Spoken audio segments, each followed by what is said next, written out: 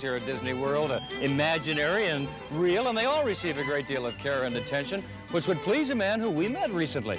Now, he has devoted his life to giving aid and comfort to animals in need, and he's done it the old-fashioned way. He makes house calls.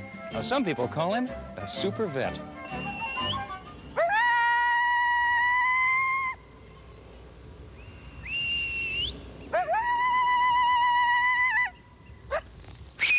Cody, come on.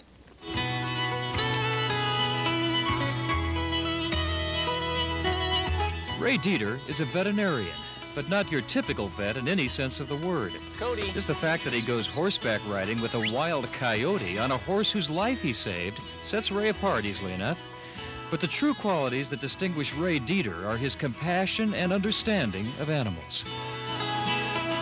I sort of border on thinking that almost any animal's life is probably as important as mine. But I know them very well, and I can be around them.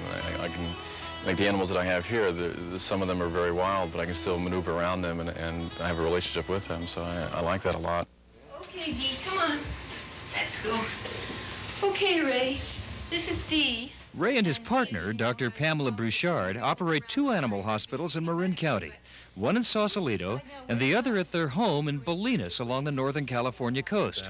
Ray's experience as a vet spans some 20 years. He's healed everything from hummingbirds to whales, working as a vet for the Bronx Zoo, the New York Aquarium, and now in his own practice. Pull it close to tonight. Veterinary medicine is tremendously rewarding. I mean, you lose some animals, you save a tremendous amount, you get really positive reinforcement from the animals and from the owners and that, and you get to know people on a level that most people don't communicate on these days.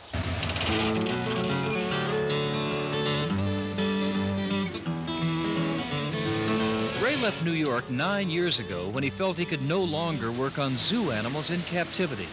And it was when he was on his way to Alaska, one of the last frontiers for wild animals, that he made a stop that would change his life. I got as far as Muir Beach, where there's a stable of horses down there across the Pelican Inn. It was an English pub, and I saw a horse and it looked like it was walking with a broken leg, and I went and talked to the owner, and I said, don't worry too much, but I think your horse has a broken leg, and you should do something about it. And she couldn't get a hold of a veterinarian, and that's basically what happened, and I essentially took care of the animal and figured out what was wrong with him. And she said, well, if you ever want to start a practice, here's 50 horses, you can start right here. Ray took her up on her offer, and since he didn't have an office at the time, he opened up shop out of the back of a pickup truck, sort of a MASH unit for animals. Mobile Vet became one of the first high-tech vet services to get back to the old-fashioned practice of making rounds to people's homes, as well as rural fire stations and horse stables, where people bring their animals to see the good doctor. It's just over here. He needs a rabies shot. Okay. Good boy. Wasn't so bad, was it? Just one more. One more. He's a brave lad. The animals feel more comfortable. They feel better when you're around them. A lot of times they don't even know you're a vet. And a lot of times you can make diagnoses on animals when you see what their environment is. Oh, I'm sorry. I'm sorry. Ray Deiter will sit on the floor with any animal at any hour of the night and nurse it through. I've been to pick up a cat that had a collapsed lung and found it in his bed, snuggled, because he didn't want to leave it in a cage. I love that. And the animal recovered so quickly I couldn't believe it from a collapsed lung. He's sat up at 5 o'clock in the morning in the stalls with a horse that was sick. He's gentle and he's caring, and he's wonderful with the animals. He really is.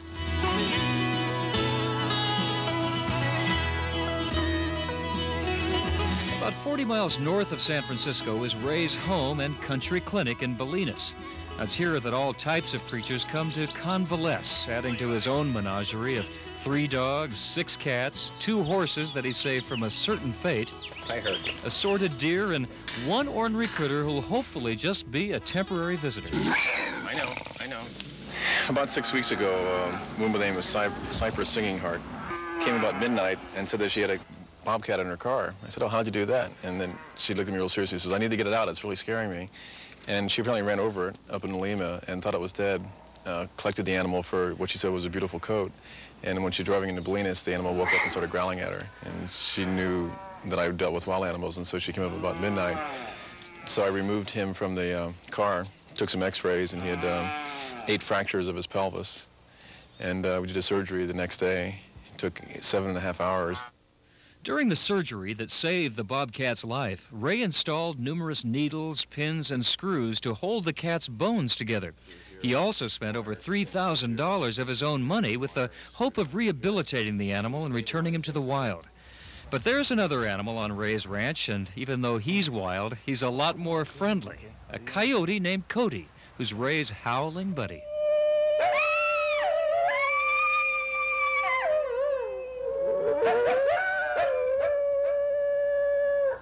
Oh, this is Cody. He's one of my best friends. When I was a kid, I always wanted to be a wild animal or be a wild Indian or something. And I feel really fortunate now that I share part of my life with a wild animal, and he's decided that he'll stay around here.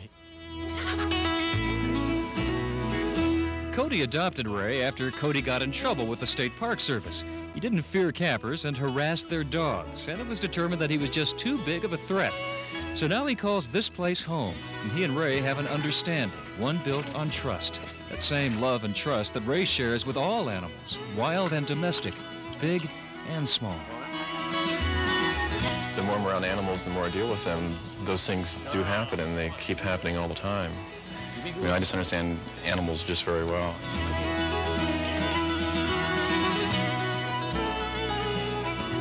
Well, Ray's reputation for saving injured wild animals is so great that many more are ending up on his own doorstep, and he spends a lot of his own money taking care of them.